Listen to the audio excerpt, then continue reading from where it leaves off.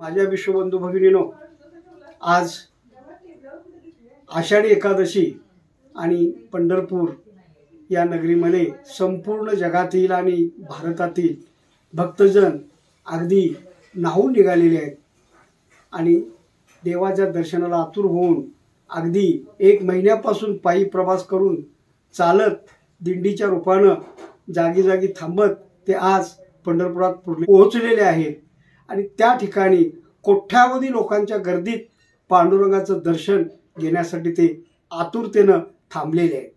अशा या आषाढी एकादशीचं महत्त्व काय, पंढरपूर आणि पांडुरंग विठ्ठल काय, हे थोडंसं सांगणं गरजेचं वाटतं।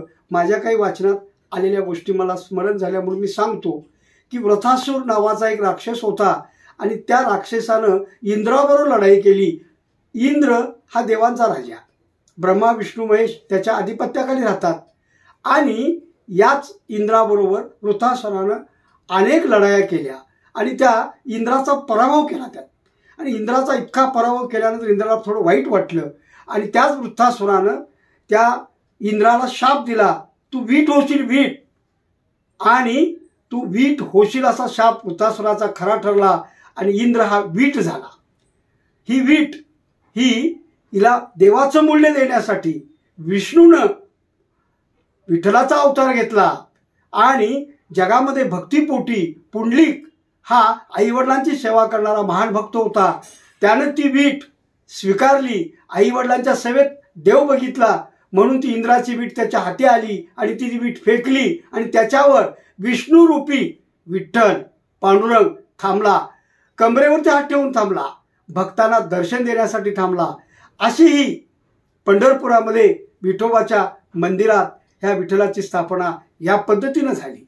हा देव आणि त्याच्या संदर्भात ही प्राचीन ग्रंथात आलेली कथा मी आपल्याला सांगितली। विष्णूनं हा अवतार घेतला आणि भक्तिपोटी घेतला। याचं कारण असं आहे की देव भक्तीचा भुकेलेला असतो आणि म्हणूनच या पंढरपुरामध्ये पांडुरंगाचं दर्शन घेण्यासाठी अनेक संतरूपी जगातली मानवजात येते। संत रूपाच्या माध्यमातून संतांनी सुद्धा या पांडुरंगाची भक्ती केल्यामुळं पांडुरंग त्यांच्या घरी धावलेला आहे।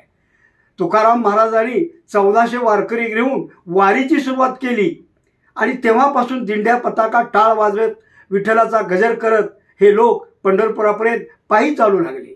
आता ही वारी काय आहे तर वारी 3 दिवसापासून 30 दिवसापर्यंत चालते। हा एक वैज्ञानिक दृष्टिकोनानं याचा विचार केला तर शरीराला चालणाऱ्या आरोग्याच्या दृष्टीनं निरोगी राहण्याचा तो एक व्यायामाचा प्रकारच आहे असं मानलं पाहिजे। त्यातला आध्यात्मिक दृष्टिकोन भक्तीचा जरी असला तरी शरीर निरोगी राहण्याच्या दृष्टीनं चालणे हा उत्तम आहे आणि तो व्यायाम या वारीच्या निमित्तानं जगातल्या भक्तिरूपी लोकांना घडतो। आणि म्हणून तुकारामांनी सुरू करून दिलेली ही वारी आजही अखंड चालू आहे। तुकाराम दांभिक, अंधश्रद्धा आणि प्रखर बोलणारे संत, अगदी सामान्य माणसासारखा संसार त्यांनी करून अगदी दांभिक अन्यायावर ओरखाडे ओढले आणि तुकारामाची गाथा लिहून ज्ञानरूपी लोकांना ज्ञानसागरात पोहायला शिकवलं। एक सामान्य माणसासारखा संसार करणारा एक संत म्हणून त्यांनी मोठं स्थान प्राप्त करून दिलं। नामदेव हा तरी विठ्ठलाचा परमभक्त, हृदयात स्थान त्याचं होतं। नामदेवानं पंजाबमध्ये या विठ्ठल पांडुरंगाच्या भक्तीची ध्वजा पंजाबपर्यंत पसरवली आणि समानतेचा आणि जागतिक एकतेचा, हा बंधुभावाचा, भक्तीचा आणि प्रेमाचा हा विठ्ठल लोकांच्यापर्यंत पोहोचवला। कान्होपात्रा एक नर्तकी, पण तिनं सुद्धा त्या ठिकाणी पांडुरंगाच्या भक्तीतून लोकांना देव आणि भक्तीतून आपल्याला भेटल्याचं सांगितलेलं आहे। मीराबाईनं विष पिलं पण पांडुरंगाच्या भक्तापोटी श्रीकृष्ण तिच्या रूपात आला आणि पांडुरंगाच्या कृपेने ते विषी तिला पचलं गेलं। म्हणून देव भक्तीचा भुकेलेला असतो, जो भक्ती करतो त्याच्या पाठीशी असा राहतो। म्हणून अनेक संत असे निर्माण झाले, नरहरी सोनार, नरसिंह मेहता, जयनाथ, विठोबा, बोधले, त्याचबरोबर भानुदास, त्याचबरोबर संत कबीराचे तरी दोहे किती प्रसिद्ध आहेत। आणि संत ज्ञानेश्वरांच्या बद्दल तरी काय सांगायचं तुम्हाला। ज्ञानेश्वरांनी या वारकरी संप्रदायाचा पाया घातला आणि तुकारामाने त्याच्यावर कळस चढवला आणि ज्ञानेश्वरांनी 9000 ओव्यांची ज्ञानेश्वरी लिहिली।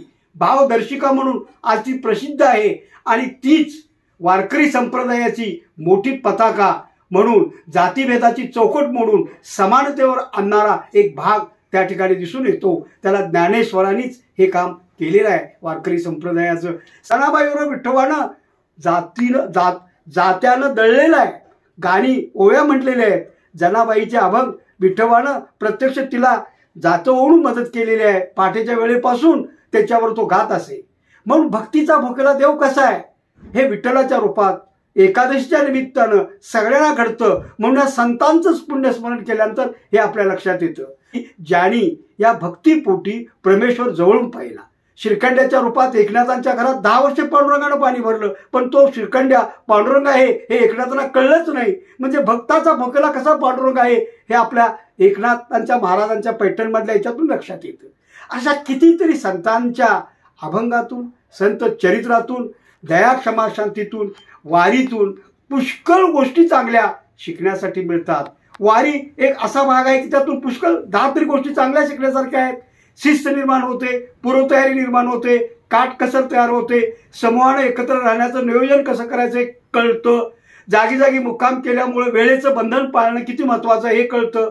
त्याचबरोबर आपण सहसमूहामध्ये येईल त्या प्राप्त परिस्थितीवर कसं जगायचं हेही कळतं. एकमेकाला मदत करण्याची भूमिका तयार होते.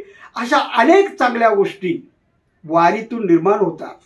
वारी ही पंढरपूरची एक ज्ञानाचा, जागतिक एकतेचा, मानवतेचा आणि विठ्ठलाच्या भक्तीचा संदेश देणारा आणि प्रत्यक्ष साक्षात प्रत्येकाच्या विठ्ठल हृदयात येणारा असा एक संत महिमा आणि एक महिनाभर ते वातावरण असं तयार होतं की प्रत्येकाच्या डोक्यात काहीतरी आपण पायी चालत जाऊन पंढरपुरात पांडुरंगाला भेटण्याचा प्रयत्न केला पाहिजे. म्हणून काही लोक वारीत जातात, 30-40 किलोमीटर चालतात आणि आपल्या गावी परत येतात. काही गावी पूर्ण पंढरपुरापर्यंत 30 दिवसात पायी प्रवास करतात आणि निरोगी आरोग्याची गुरुकिल्ली आत्मसात करतात.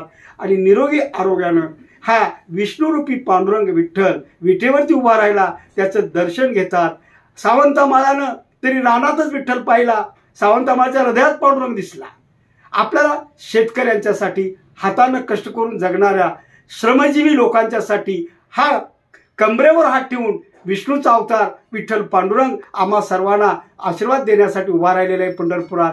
त्याच्या कृपेनं कलियुगात आम्हा सर्व भारतीय आणि जागतिक मानवजातीला प्रत्येकाच्या जीवनात आनंद मिळेल. गोरगरीब हातानं कष्ट करून जगणारा श्रमजीवी जनतेला 2 वेळ अन्न आणि उत्तम प्रकारे अर्थात झोप लागेल अशा प्रकारची भक्ती पांडुरंगाची केल्यावर पांडुरंग पावतो आणि आम्हाला ते देतो. त्यानं तसं द्यावं ही आषाढी एकादशीच्या निमित्तानं मी आपल्याला थोडं सांगण्याचा प्रयत्न केला. पांडुरंग आम्हा तुम्हाला सर्वांना सुखी ठेवू दे, आमच्या संसारात गुढी आणू दे, निरोगी आरोग्यानं जगाला शांती समाधान एकत्र राहण्याचा संदेश देऊ दे आणि देशाची आणि राज्याची सगळ्या अर्थानं प्रगती होऊ दे.